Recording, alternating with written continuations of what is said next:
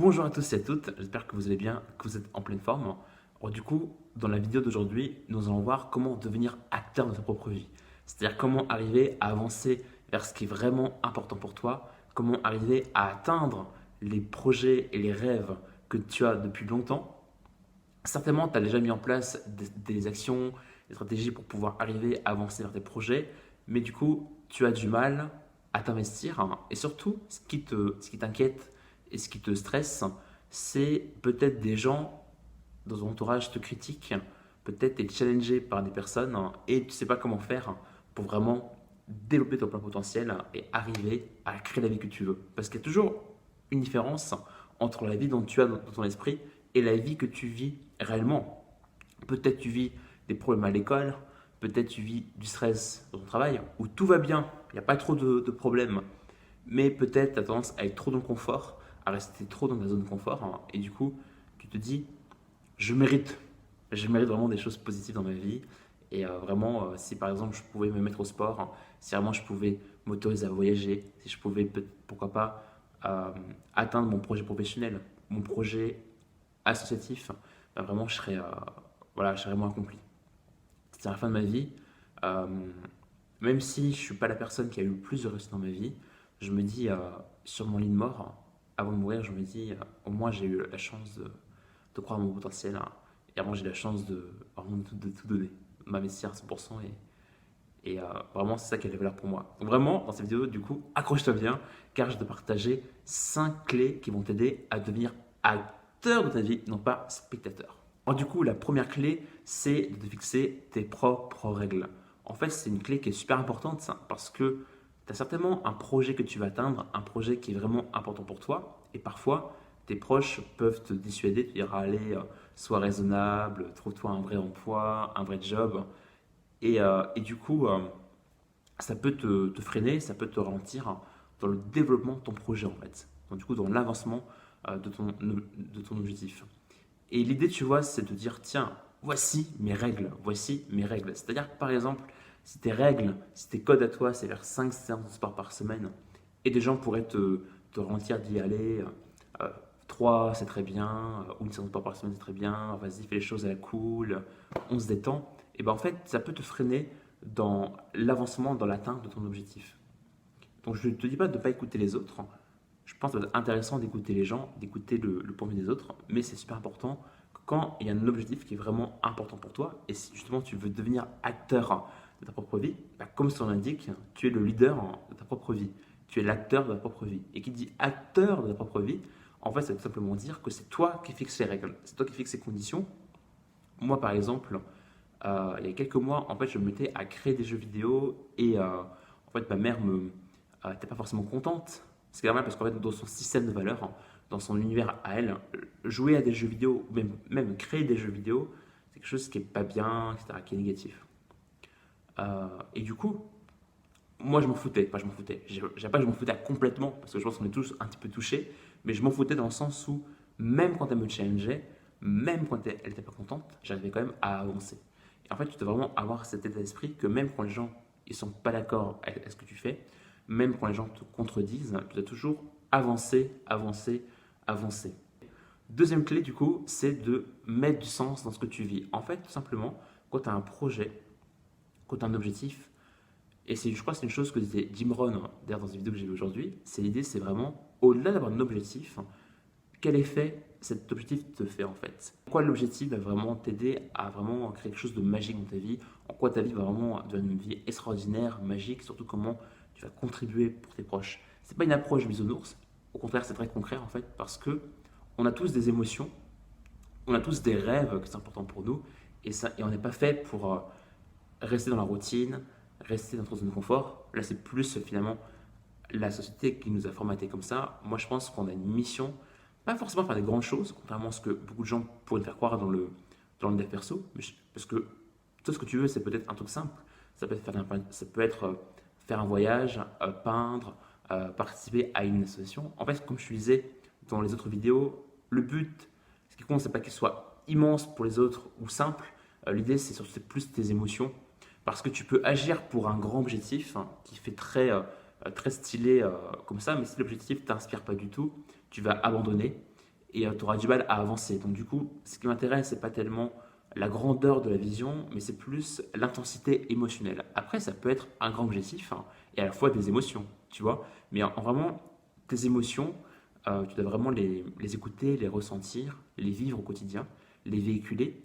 Et c'est comme ça que tu vas trouver du sens, parce qu'en fait, tes émotions sont en cohérence avec tes visions, avec ce qui est important pour toi. Encore une fois, moi, je n'ai pas comme philosophie qu'il faut forcément atteindre ses buts, parce que je sais qu'il y a des stars qui ont atteint des grandes visions, mais qui dépriment en fait, et qui ont pris une overdose de drogue. Donc je ne pense pas qu'atteindre ses rêves, c'est ce qui rend heureux. Je pense que c'est plus une notion d'équilibre. C'est à la fois avancer vers tes projets et à la fois profiter de la vie. Et surtout, on a tous différents domaines de vie et on a beau performer dans la carrière, si on est bas au niveau des relations, bah, c'est dommage, tu vois. Mais l'idée, c'est vraiment de t'écouter, écouter tes émotions, en quoi ça a du sens. Et plus tu vas trouver du sens dans ton projet, dans ton objectif, plus tu vas te sentir bien et plus tu vas pouvoir te rapprocher de ce qui est important pour toi, te créer la vie que tu veux et du coup d'être un peu un entrepreneur de ta vie finalement. Alors du coup, la troisième étape, c'est de faire les choses que tu aimes dans ton quotidien. En fait, pour moi, c'est important d'avoir une vision, mais c'est aussi important que dans ta vie, tu aimes faire des choses qui sont vraiment importantes pour toi. Moi, une erreur que j'avais fait il y avait plusieurs mois, c'est que en fait, j'étais très focus sur mes visions, mais ce n'était pas forcément des projets qui me touchaient. En fait, j'avais l'impression que c'était des projets qui me touchaient vraiment au fond des tripes, au fond du cœur, mais en fait, c'était plus des fantasmes qu'autre chose. C'est-à-dire, c'était plus pour remplir des vides qui étaient à l'intérieur de moi. Donc, c'est-à-dire faire un projet pour être soutenu par l'entourage ou soutenu par les autres, faire un projet parce que ça fait bien, au niveau d'élan social, ou faire un projet parce que je serais reconnu, je serais une star, voilà, je serais apprécié par tout le monde. Parfois, j'ai un peu des fantasmes un petit peu marrants, mais l'idée, si tu veux, c'est que faire attention. Parfois, quand on va se projeter, je pense que c'est super important, mais quand on fait que se projeter, tu peux voir qu'il y a il y a un énorme décalage entre les rêves que tu veux et la vie que tu as. Et du coup, je pense que c'est bien de visualiser, de se projeter, de se demander quelle vie tu veux dans un an, quelle vie tu veux dans 5 ans. Mais je pense que c'est important de te dire, tiens, dans le présent, vraiment dans le présent, parce que du coup, c'est vraiment concret, c'est le présent, qu'est-ce que tu aimes faire? Ou qu'est-ce que tu aimes faire, mais que tu ne fais pas forcément? Par exemple, peut-être que tu adorais dessiner ou adorais, je sais pas, jouer à des jeux quand tu étais petit, et peut-être tu l'as arrêté parce que tu t'es dit, ou tes proches t'ont convaincu, t'ont dit, il faut trouver un vrai emploi, ou la vie, c'est pas faire toujours ce qu'on aime, la vie, c'est faire ce qui est, pas faire ce qui est nécessaire, tu vois, et c'est pas forcément faire ce qu'on aime, donc du coup, je dis pas que ce conseil est inutile, je pense important aussi de faire les choses qui sont nécessaires, les choses qui sont entre guillemets qui sont moins confortables mais qui doivent être faites. Mais le problème c'est que si tu fais pas des choses qui t'inspirent, si dans ton planning de la semaine tu fais pas les choses que tu aimes, tu risques de te sentir vide et de perdre l'énergie. Et parfois, pour clarifier une vision, le fait de faire les choses que tu aimes, ça va vraiment t'aider. Donc fais des choses que tu aimes. Ça peut être peindre, ça peut être dessiner, ça peut être, je sais pas, jouer à un jeu vidéo, ça peut être regarder des films, ça peut être voir des amis, ça peut être créer un projet artistique, ça peut être développer un projet entrepreneurial, ça peut être créer des PowerPoints, mais c'est important que dans ta semaine, même à la journée, donc tu vas vraiment des choses que tu aimes et ça, je pense que c'est super important. Ensuite, pour moi, la quatrième clé pour du coup prendre ton leadership dans ta vie, devenir le leader de ta vie et vraiment avoir la vie que tu désires, hein, c'est d'être plus sur ton locus interne que sur ton locus externe. C'est-à-dire en fait le locus externe, ça va être des proches, l'environnement, les professeurs, la société qui vont te dicter les règles, en fait, leurs propres règles. C'est-à-dire qu'ils vont te dire, il faut trouver un job pour payer son loyer, il faut faire ce qui doit être fait, mais pas forcément ce qu'on aime.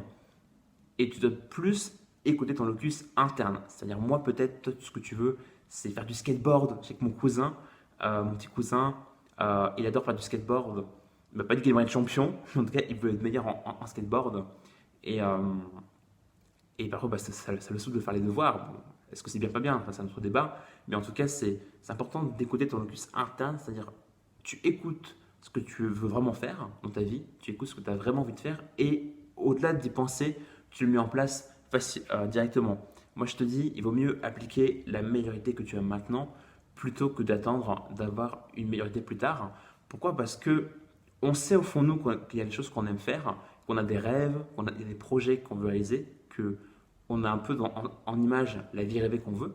Après, tu vas voir que parfois on n'est pas tout à fait sûr. Est-ce que c'est vraiment ce que je veux? Est-ce que c'est vraiment ce qui est important pour moi? Est-ce que c'est vraiment le bon objectif? Est-ce que c'est la bonne idée, le bon truc? Et du coup, on commence à être beaucoup dans le mental, à réfléchir, est-ce que c'est vraiment important? Et du coup, on ne met pas en place des choses concrètes. C'est-à-dire, c'est pas grave si ce que tu aimes ou ce que tu penses aimer, enfin, tu pourrais, en gros, tu pourrais te dire, ah, c'est pas parfait, etc. Juste fais-le. Si tu veux faire de la voile, fais de la voile, tu vois. Si tu veux te balader à Paris pour voir des musées, va visiter des musées. Si toi, tu as, un rêve, c'est de devenir champion en natation, bah, mets en place une première marche, une première étape vers ce projet. C'est super important. D'ailleurs, du coup, pour la dernière clé de cette vidéo, ça va justement être en lien avec ce que j'ai dit à la fin. Mets en place des petites étapes. Vraiment, par rapport à ton projet, à ton rêve, mets en place juste une étape, vraiment une petite action en fait. C'est-à-dire l'idée, c'est pas mettre en place des petites choses tout le temps si toi, tu as des ambitions. Si tu veux avancer vite, c'est plus l'idée que le fait de mettre en place une petite action, ton cerveau en fait, il va un peu ça va être plus digeste pour lui parce qu'en fait, la partie limbique de ton cerveau, c'est celle qui est justement effrénée par les challenges, par les problèmes, etc., par les difficultés. Et en fait, le fait de faire quelque chose qui est facile par rapport à ton cerveau, bah justement, ton cerveau va dire ah, je peux le faire, je peux le faire. Et après, effectivement, tu pourras toujours en fait tout simplement augmenter la difficulté tout simplement au fur et à mesure. Mais juste mets en place une première petite chose toute simple pour pouvoir avancer vers ton objectif. En tout cas, voici vraiment ce que je vais partager pour pouvoir être le leader de ta vie, entreprendre la vie que tu veux, du coup pouvoir vraiment être l'acteur de ta vie et non pas le spectateur. En tout cas, j'espère que tu as aimé ces vidéos. Si c'est le cas, n'hésite pas à liker, à la partager, abonne-toi à la chaîne pour ne pas manquer les prochaines vidéos. À demain pour la prochaine vidéo. Salut!